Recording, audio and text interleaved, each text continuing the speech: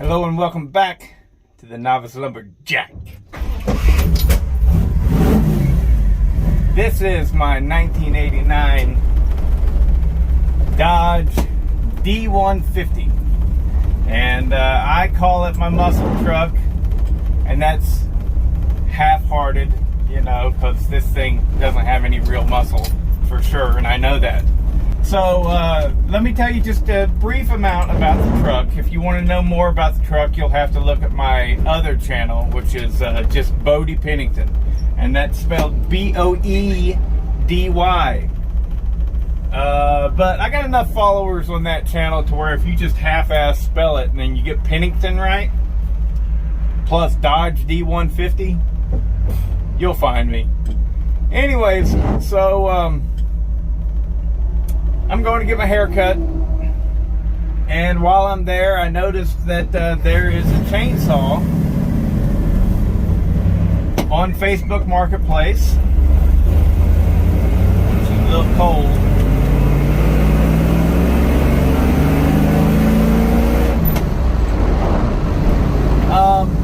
I'm going to look at it. It's a Poulan 5200, and I'm sure I'll repeat myself on this, but I believe the 5200 is the largest Poulan that was ever designed by Poulan that is still a modern saw. They had some old ones, like back in the 50s probably, I don't know, maybe the 60s or whatever. I think there was a 91 and a 92. And I know that there's the Partner chainsaw, I think it's a 655, and that's like 98 cc's.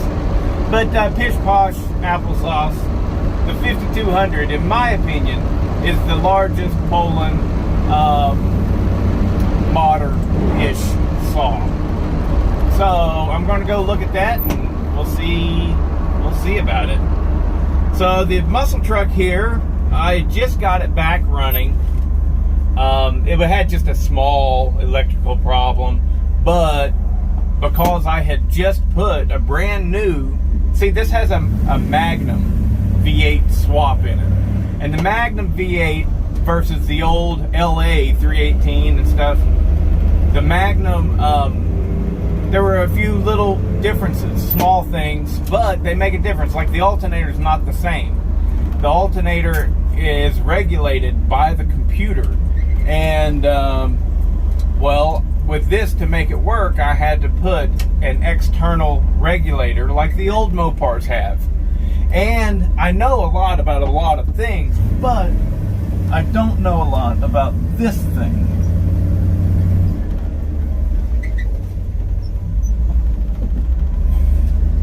And what had happened was I had put the external regulator on, and it was charging just fine. But I hadn't driven it, I don't know, 600 miles. And it started overcharging.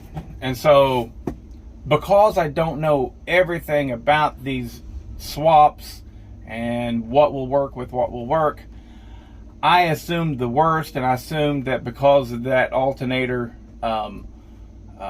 putting out more amperage, that it burnt up the regulator, this and that. Well, I've since learned that the problem is the regulators are all made in China, and they keep going bad, so it's hard to find a good one. So anyways, but that's another story. The hell with that. We're here about chainsaws, and the next time you see me, I'll probably have my hair cut and hopefully with a chainsaw in my hand. Okay, so here she is.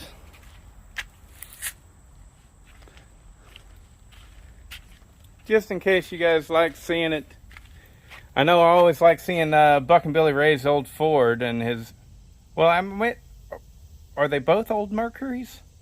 I think it's the Merc that I like the best. But anyways, this is mine, and I enjoy the heck out of it. It's a 4-speed, but it's actually a 3-speed with overdrive, manual transmission. Let's show you the engine real quick. Might as well. We're here, right? Interior is really nice and clean. I mean, I ain't got any carpet in it, but that. So it developed a leak around the windshield, and the previous owner had enough intelligence about him to be like, I'm ripping that carpet out because it's holding moisture. So because of that, I have no rust in the floorboards. So thank goodness, right?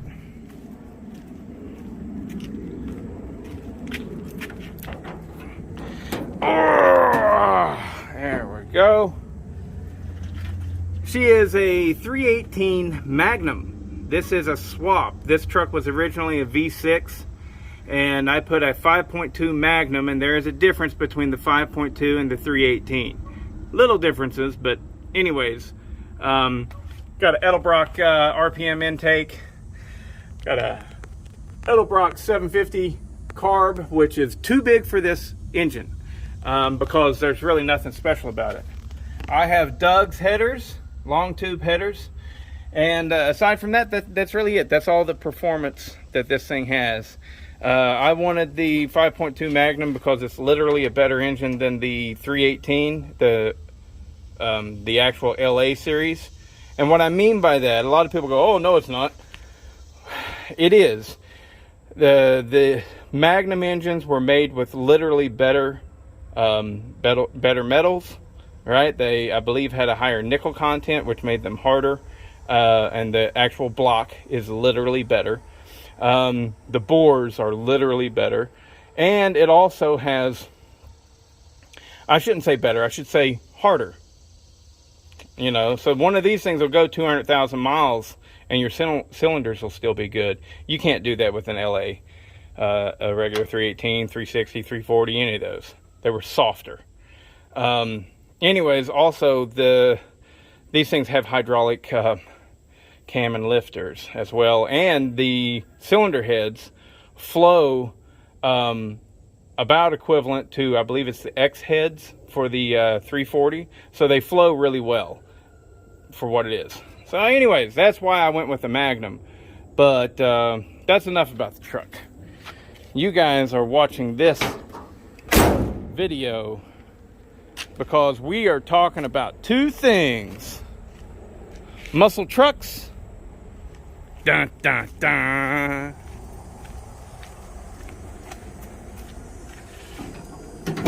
and muscle saws. Yeah, baby. Check it out. That right there is the legendary Poulan Countervibe 5200. I just picked this thing up from a lady who it belonged to her husband, but you know, tragically, as it happens with all of us, he passed away a couple years back, and of course she has no use for a big boy like this, you know. So I assured her that it is going into very good, capable, loving hands, and I am going to have fun with this. It's got an Oregon power match, as you can see. I'm not sure how long it is. My guess is it's 24. I'll have to measure it, but even still, when you measure stuff like this, they never come out to direct 24 inches. It does say 248 right there. I don't know if that means anything to anyone out there. But enough of that. Let's see if we can get this muscle saw to run. It reeks right now of nasty old stale gasoline. So let's do that. Okay, so here we are. Here I am. Here is the Poulan Countervibe 5200. So welcome back to the Novice Lumberjack, where I am Bodie and I'm your host. I'm pretty damn good, but I'm not a pro. Make no mistake, I do not claim to know everything about chainsaws. But, so I'm really excited about this. Got it yesterday. Alright. Air filter looks pretty crappy. But what do you expect? Scraping off a lot of stuff right off right off of it. Definitely that is to be expected. So what I'm going to do, obviously I cleaned it up. If you haven't seen that video, just check my channel, how I clean up a project saw. It takes me about 10 minutes usually. I try and do that nearly every single time before I actually even start to work on the saw. I don't like working on a nasty, dirty saw. So air filter is, it looks like it's good and usable. A lot of the times the flocking comes off of these old ones. But this thing just appears to be simply full of sawdust. So we'll just set that off to the side. Now, before I go any further, this right here, this saw, we'll talk about it more, but this is a case reed injected saw. Or not injected, but anyways, it gets its fuel flows through the carburetor down into the case. It doesn't go into the cylinder head like on almost everything. And so, carburetor's facing up. What I'm going to do is I'm going to pull the choke, and that's going to help prevent things from going into the carburetor. It'll help. All right, now give me some air.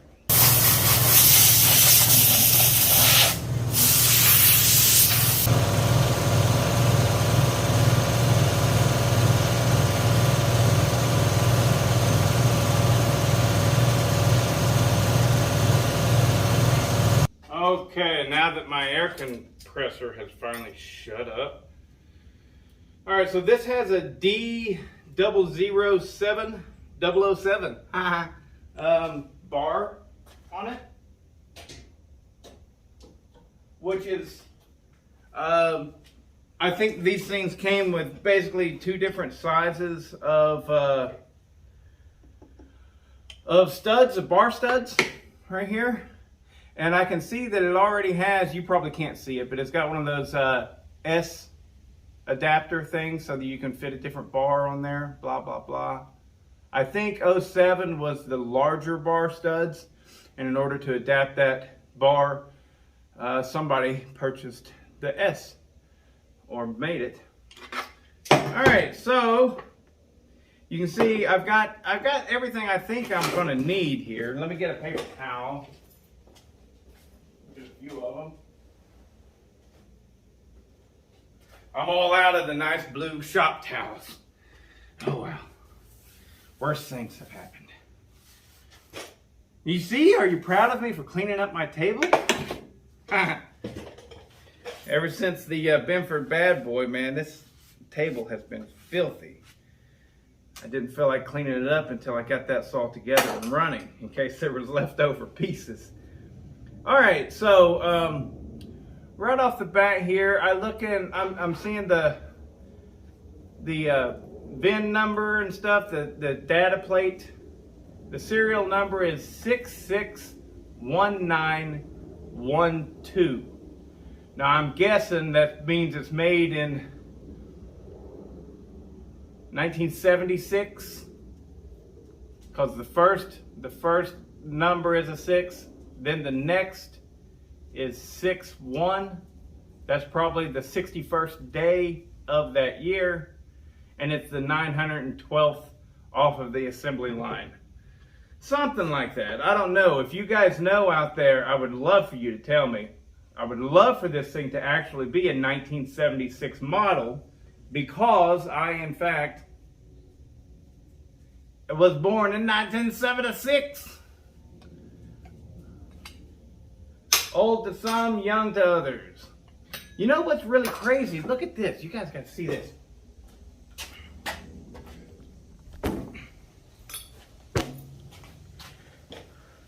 And see the way that oil pump is? That looks absolutely identical to the oil pumps on this series of saw. The 3750, the 3450, the Poland Pro 330, all of those. It looks absolutely identical. That's how they look. Anyways, maybe it is identical, maybe it isn't. Whatever. moving onward. So I take the bar and chain off of it to make sure that I've got room to work on it and stuff like that. Now I pull the spark plug. Looks like it's 11/16 actually. Nope, that's a 3/4. My socket just won't fit. So maybe this will work for it. Yeah. So first thing up, here we go. We take the spark plug out. We put some fuel in. Go ahead and put a lot of fuel in. There we go. And now we just want to lube that cylinder up. Alright. Now the next thing, we got to remove this muffler cover because it's got that nice big fat pipe on it.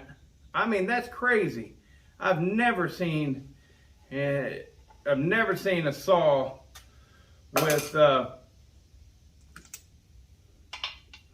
with a proper exhaust mod from the factory. That's crazy. But because it's so big, I hear little mice like to maybe get in there, definitely put things in there.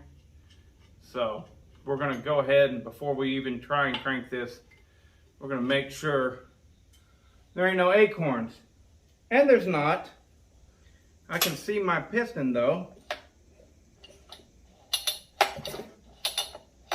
And it's so sloppy wet, it's hard to tell. Surely it's not scored. This thing has very minimal use, you can tell. It does appear to be scored up a little bit. Well, now would be a perfect time to look in there at that cylinder. So that's what we're going to do.